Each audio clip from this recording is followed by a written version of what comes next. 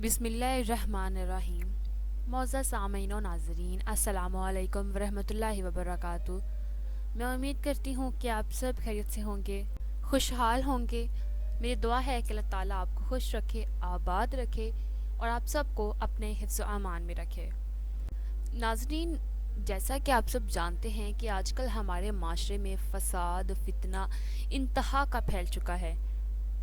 لوگ تحقیق کیے بغیر ایک مظلوم کو مجرم قرار دے دیتے ہیں۔ اسی حوالے سے آج کی میری ویڈیو کا موضوع ہوگا، ایک مختصر سا واقعہ ہوگا۔ اس واقعے کے بعد آپ لوگ یہ جان سکیں گے کہ ہمیں کسی بھی قسم کا کوئی بھی فیصلہ سنانے سے پہلے معاملے کی تحقیق کر لینی چاہیے تاکہ ہمیں پچھتانا نہ پڑے۔ اس سے پہلے کہ میں ویڈیو کا باقاعدہ آغاز کروں، جو ناظرین میرے چینل پر نئے ہیں وہ کائنڈلی چینل کو سبسکرائب کر دیں اور بیل آئیکن کو پریس کر دیں تاکہ اسی طرح کے واقعات کا موضوع اور نوٹیفیکیشن آپ کو ملتا رہے۔ ویڈیو کا موضوع ہے ایک مرد مومن کا ناحق قتل۔ سلطان غیاث الدین بلبن کے عہد میں سیدی مولا رحمۃ اللہ نام ایک درویش دہلی میں وارد ہوئے اور اپنی جود و سخا اور فیض عام کی بدولت دیکھتے ہی دیکھتے مرجع خلائق بن گئے۔ اپنی قیام گاہ کے دروازے کے سامنے میدان میں انہوں نے ایک وسیع خانقاہ تعمیر کرائی جو شاہی مہمان خانے پر بھی سبقت لے گئی۔ ہزارہا مسافر اور حاجت مند روزانہ اس خانقاہ میں آتے اور سیدی مولا رحمۃ اللہ کے لنگر سے سیر ہو کر کھاتے۔ مسافروں کو آرام و آسائش کا ہر طرح کا سامان مہیا کیا جاتا اور ان کو دونوں وقت ایسا کھانا دیا جاتا جو بڑے بڑے امراء کو میسر نہ تھا۔ مولانا ضیاء الدین برنی تاریخ فیروز شاہی میں لکھتے ہیں کہ سیدی مولا رحمۃ اللہ کی خانقاہ میں ہزاروں من میدہ خرچ ہوتا تھا، 500 جانور ذبح کیے جاتے تھے، 200-300 من شکر، 200 من مصری اور کئی من گھی صرف ہوتا تھا۔ وہ پرتکلف کھانا کھلانے کے علاوہ سینکڑوں ہزاروں چاندی یا سونے کے سکے بخش دیا کرتے تھے اور خانقاہ کے سامنے آدمیوں کا ازدحام رہتا تھا۔ سیدی مولا رحمۃ اللہ جب کوئی چیز خریدتے یا کسی حاجت مند کو کچھ دینا چاہتے تو کہہ دیتے تھے کہ جاؤ فلاں طاق سے یا اینٹ پتھر کے نیچے سے اتنی رقم لے لو۔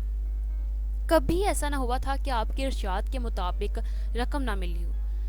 آپ کی عطا کردہ سکے بالکل نئے ہوتے تھے اور جیسے ابھی ٹکسال میں ڈھل کر آئے ہوں۔ لوگ آپ کا خرچ اور داہو دیش دیکھ کر حیران تھے اور ان میں مشہور ہو گیا تھا کہ سیدی مولا رحمۃ اللہ علیہ علم کیمیا کے ماہر ہیں، کیونکہ بظاہر ان کی آمدنی کی کوئی صورت نہ تھی، نہ ان کے پاس کوئی جاگیر تھی اور نہ ہی وہ کسی سے فتوح قبول کرتے تھے۔ ان کا لباس صرف ایک چادر اور جامہ پر مشتمل ہوتا تھا، کوئی خادمہ یا خادم ان کے پاس نہ تھا اور نہ وہ کسی نفسانی خواہش میں مبتلا تھے۔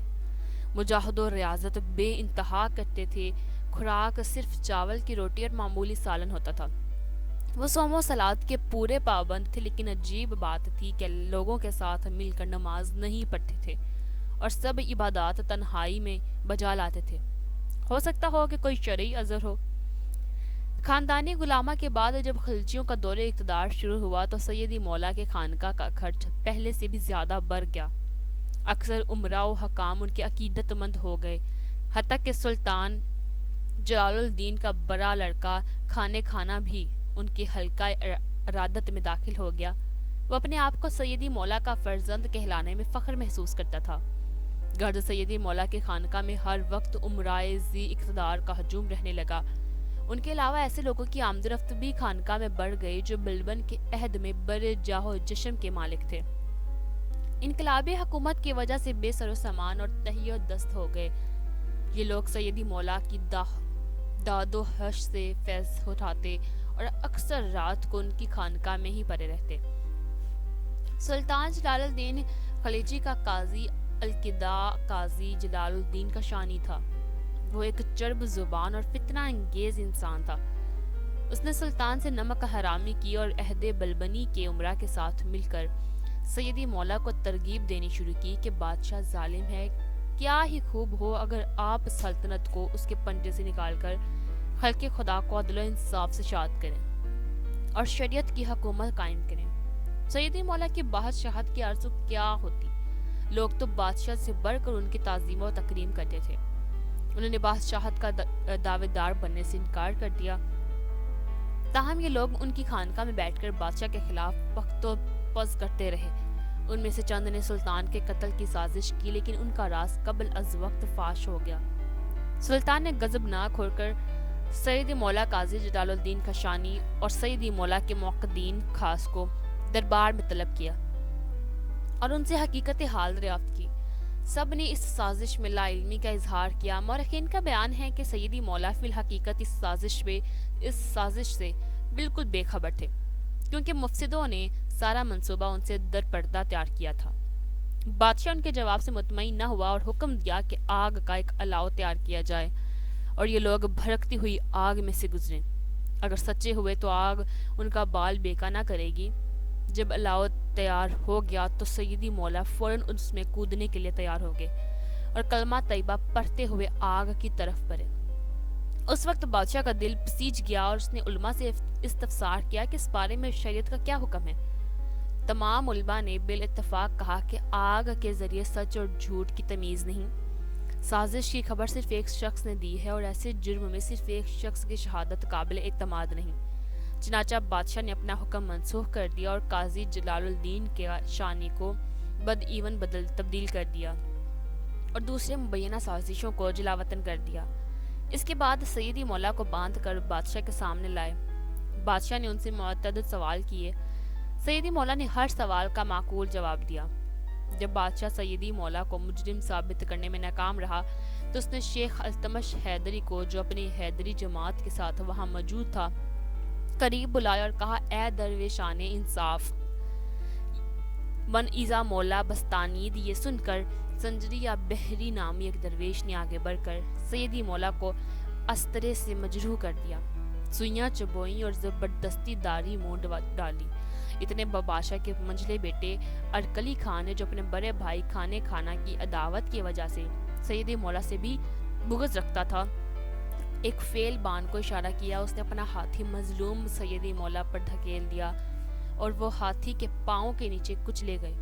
شہادت سے کچھ مدت پہلے اکثر وہ یہ ربائی پڑھا کرتے تھے جو کہ فارسی میں تھی، در مطبخ عشق جزنکور انکشد، لاگر صفتان زشت اور خود انکشد۔ مولانا ضیاء الدین برنی اپنا چشم دید واقعہ بیان کرتے ہیں کہ جس روز سیدی مولا کا قتل ہوا اس دن ایسی سیاہ آندھی آئی کہ ہر طرف تاریکی چھا گئی۔ اس سال دلی اور اس کے گرد و نواح میں بارش کی کمی کی وجہ سے ہولناک قحط پڑا۔ ہزاروں آدمیوں نے بھوک سے تنگ آ کر دریائے جمنا میں کود کر خودکشی کر لی اور پھر پہ در پہ ایسے حادثات پیش آئے کہ 5 ہی برس بعد بادشاہ کا خاتمہ دردناک طریقے سے ہوا۔ صاحب الخبار الخیار کا بیان ہے کہ جس دن سیدی مولا رحمۃ اللہ کا واقعہ شہادت پیش آیا ہے، بے انداز گرد و غبار فضا میں اٹھا کہ جس سے سخت تاریکی چھا گئی۔ ایسا معلوم ہوتا تھا کہ قیامت آ گئی۔ کہتے ہیں کہ سیدی مولا کو قتل کرنے کے بعد بادشاہ بہت پچھتایا، لیکن اب اس کا پچھتانا بے سود تھا۔ ایک مرد خدا کا قتل اسے اور اس کی حکومت کو لے ڈوبا۔ حالات کی عجیب ستم ظریفی ہے کہ سلطان جلال الدین خلجی جیسا بادشاہ جو نہایت رحم دل اور فقراء کا عقیدت مند تھا، سیدی مولا جیسے سخی اور معدن فیض درویش کے ظالمانہ قتل کا باعث ہوا۔ ایسے درویش پر اگر ظلم کیا جائے تو وہ معاملات اپنے اللہ تعالیٰ پر چھوڑ دیتے ہیں اور پھر اللہ بہترین انصاف کرنے والا ہے۔